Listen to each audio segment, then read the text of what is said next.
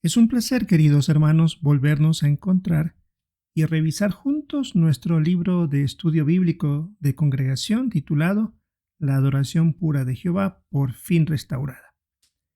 Para esta ocasión, usando nuestro libro, para la semana del 13 al 19 de septiembre, tenemos los últimos capítulos asignados. Tienen que ver con el capítulo número 13, con el título Descríbele el templo a la casa de Israel. Palabras que le dijo el ángel en la visión que tuvo Ezequiel. Recordando la idea principal que se basa en Ezequiel capítulo 43 y el versículo 10, dice el significado del glorioso templo que vio Ezequiel. Como ya hemos visto en las 2 semanas anteriores, que ya hemos tratado este capítulo 13, tiene que ver con un entendimiento que gracias a la oración y estudio más profundo se ha llegado a entender mejor. Para esta ocasión tenemos asignados los párrafos 15 al 21. Es decir, concluimos este capítulo 13 y también veremos las 3 preguntas de repaso. Empecemos entonces con el subtítulo previo al párrafo 15, que tiene como título ¿Qué significó la visión para los judíos exiliados? El párrafo 15 tiene 2 preguntas. La parte A: ¿cuál era el mensaje principal de la visión profética de Ezequiel? En pocas palabras, que la adoración pura sea restaurada. Ese era el mensaje principal. Viendo ahora la parte B, ¿qué contraste encontramos entre el capítulo 8 y los capítulos 40 a 48 de Ezequiel? En el capítulo 8 de Ezequiel se vio imágenes repugnantes que estaban pasando dentro del templo de Jerusalén, algo que realmente asombró a Ezequiel en la visión y sin duda cuando lo transmitió también a los demás. En cambio, en los capítulos 40 al 48 se ve algo totalmente distinto. Ahora se estaba hablando de una adoración pura en su máximo esplendor, la manera correcta de adorar a Jehová según la ley mosaica. Veamos en el párrafo 16 cómo confirma la visión del templo de Ezequiel lo que Isaías había predicho más de 100 años antes. En este párrafo aparece Isaías 2:2, donde hablaba que en la parte final de los días la montaña de la casa de Jehová estaría muy por encima de la cumbre de las montañas. En el caso de Ezequiel también predice algo similar en cuanto a esto, porque en Ezequiel 40:22 se habla ahí de una montaña muy alta, donde estaba puesto ahí para observar el templo. Así que tenía mucha relación entre lo que Isaías dijo 100 años antes con lo que Ezequiel ahora estaba diciendo.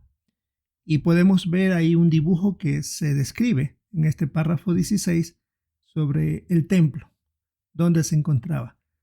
En la visión, pues se lo ponía en un lugar muy alto, a nivel de las nubes, como se lo expresa aquí para dar esa impresión.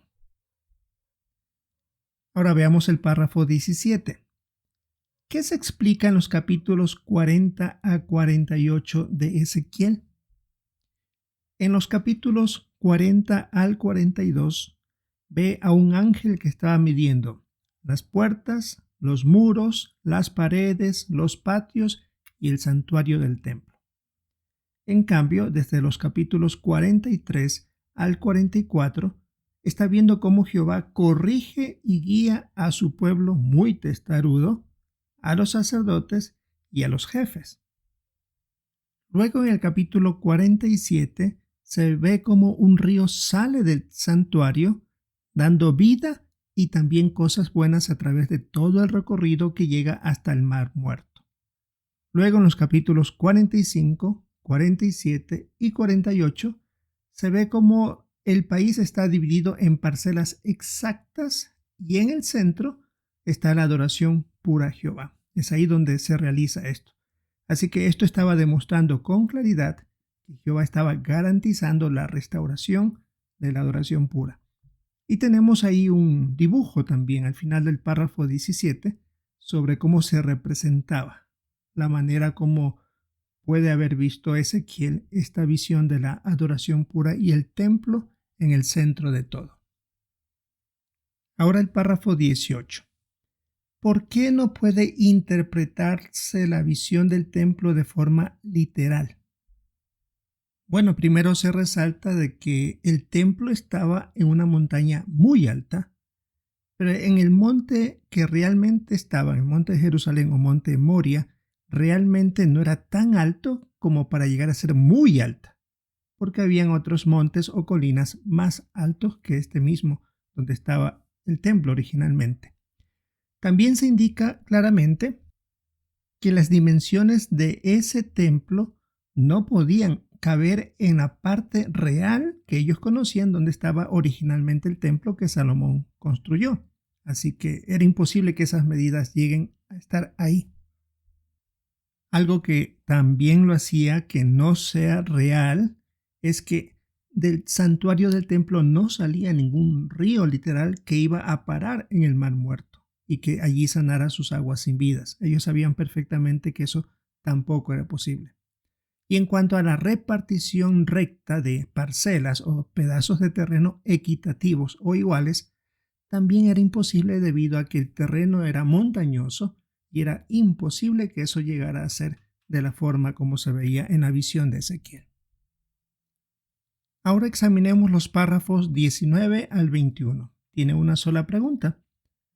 ¿Qué efecto quería Jehová que tuviera la visión de Ezequiel en su pueblo? ¿Y qué hizo para causar ese efecto en ellos? Para esto es útil que revisemos el texto de Ezequiel 43, 10 al 12, donde se explica un poco para encontrar la respuesta. Y dice ahí el texto de Ezequiel 43, 10 al 12. Tú, hijo del hombre, descríbele el templo a la casa de Israel para que sientan vergüenza por sus errores y que ellos estudien su plano. Si se sienten avergonzados por todo lo que han hecho, enséñale los planos del templo, su distribución, sus salidas y sus entradas. Muéstrales todos sus planos y sus estatutos, sus planos y sus leyes. Escríbelo todo ante sus ojos para que observen todos sus planos y cumplan sus estatutos. Esta es la ley del templo. Todo el terreno alrededor de la cima de la montaña es santísimo. Sí, esta es la ley del templo. Volviendo a la pregunta 19 al 21, ¿qué efecto quería Jehová que tuviera la visión de Ezequiel en su pueblo y qué hizo para causar ese efecto en ellos? Como indicaba en el versículo 10, lo hizo para que sientan vergüenza por sus errores. Él quería que vean los detalles de ese templo. Se hablaba ahí que estudien los planos, la distribución, la salida, las entradas, etc. Algunas expresiones que constantemente Ezequiel las escuchó y las mencionó al pueblo tenían que ver con leyes, estatutos, normas, medir, medida y todos los derivados que venían de esas palabras. ¿Qué significara que se mencionaba tanto estas expresiones? Que se dejaba muy claro que es Jehová quien pone las normas para adorarlo. Y por eso ellos, al darse cuenta de las leyes y recordatorios de Jehová, iban a sentir vergüenza. Si vemos en el dibujo que se pone al final de los párrafos 19 al 21, se ve cómo están revisando los planos, se están revisando las leyes, las normas, y podemos notar ahí la vergüenza que ellos sentían por no haber hecho las cosas a la manera de Jehová. Y ese era precisamente el efecto que Jehová quería causarles a ellos, para motivarlos a corregir. Concluyendo este capítulo 13, tenemos ahora 3 preguntas de repaso, bajo el título La adoración pura y usted. La primera pregunta es, ¿con qué enfoque más sencillo estamos abordando este análisis del templo que vio Ezequiel? Ahora no se le quiere atribuir a cada detalle un significado simbólico o profético, como antes se lo revisaba en el libro que utilizamos hace muchos años atrás en también otro estudio bíblico de congregación, que hablaba también de la profecía de Ezequiel. La pregunta 2. ¿por qué ya no decimos que Ezequiel vio el gran templo espiritual del que habló el apóstol Pablo más tarde? Porque gracias a la oración y meditación con un estudio más profundo, se ha llegado a entender que no encaja esa visión que tuvo Ezequiel del templo con lo que explicó el apóstol Pablo. Por ejemplo, el apóstol mencionó que había un lugar santo no hecho de manos humanas, diferente a lo que Ezequiel vio. También se hablaba de que en el templo espiritual se hablaba de un solo sacrificio que era del propio sumo sacerdote, el Señor Jesucristo, mientras que en el de Ezequiel se hablaba de diferentes tipos de sacrificios y diferentes personas que serían beneficiados por esos sacrificios. Y también no era el momento para revelar verdades del templo en esos momentos. Así que habían diferentes situaciones que tratar. Veamos la última pregunta. Para Ezequiel y los demás judíos en el exilio, ¿cuál era el mensaje principal de la visión del templo? Se quería dejar muy en claro que la restauración de la adoración pura a Jehová sería manifestada. Y por supuesto, todo hecho a la manera de Jehová, según las normas, reglas y principios que él había establecido. Esto es, hermanos, lo que tenemos que revisar con nuestro estudio bíblico de congregación para esta semana del 13 al 19 de septiembre.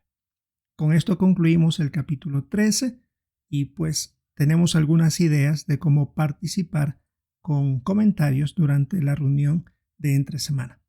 Esperamos el poder seguir revisando juntos, si es la voluntad de Jehová, el capítulo 14 la próxima semana y seguir viendo cómo se sigue desarrollando esta adoración pura de Jehová. Esperamos tener el gusto de volvernos a encontrar con la ayuda de Jehová.